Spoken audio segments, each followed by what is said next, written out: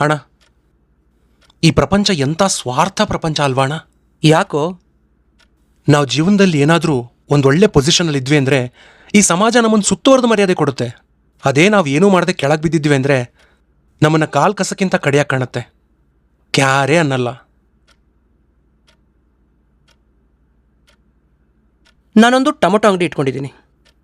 ಅಂದರೆ ಒಂದು ಪುಟ್ಟಿಲಿ ಟೊಮೊಟೊ ಹಣ್ಣುಗಳನ್ನೆಲ್ಲ ಇಟ್ಕೊಂಡು ಕೂತಿದ್ದೀನಿ ಮಾರೋಕ್ಕೆ. ನೀನು ಬರ್ತೀಯಾ, 1 kg ಟೊಮೊಟೊ ಕೊಡಪ್ಪ ಅಂತೀಯ.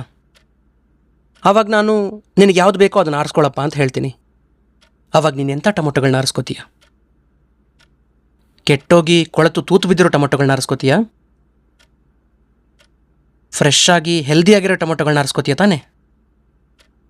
ಆವಾಗ ನಾನು ನಿನಗಂತೀನಿ, ತೂ ಎಂಥ ಸ್ವಾರ್ಥಿ ಇವನು, ಬರೀ ಒಳ್ಳೆ ಟೊಮೊಟೊಗಳನ್ನ ಮಾತ್ರ ಆರಿಸ್ಕೊಂಡು ಕೆಟ್ಟೋಗಿರೋದನ್ನೆಲ್ಲ ಇಲ್ಲೇ ಬಿಡ್ತಾ ಇದ್ದಾನಲ್ಲ ಅಂತ. ಹಾಂ, ಹಂಗನ್ನಕ್ಕಾಗತ್ತಾ? ಕೆಟ್ಟೋಗಿ ಕೊಳೆತು ತೂತು ಬಿದ್ದಿರೋದು ಆ ಟೊಮೊಟೊ ಹಣ್ಣಿನ ತಪ್ಪು, ನಿಂದಲ್ಲ. ಹಂಗೆ ಈ ಸಮಾಜ ನಮ್ಮ ಹತ್ರ ಇರೋ ಒಳ್ಳೆದನ್ನ ಮಾತ್ರ ಒಪ್ಕೊಳ್ಳುತ್ತೆ, ಕೆಟ್ಟದನ್ನಲ್ಲ.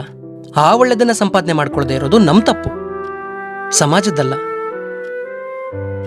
ನೀನೇ ಹೇಳ್ದಲ್ಲ, ನಾವೇನಾದರೂ ಒಂದು ಒಳ್ಳೆ ಪೊಸಿಷನ್ಗೆ ಹೋದ್ರೆ ಈ ಸಮಾಜ ನಮ್ಮನ್ನು ಸುತ್ತುವರೆದು ಮರ್ಯಾದೆ ಕೊಡುತ್ತೆ ಅಂತ.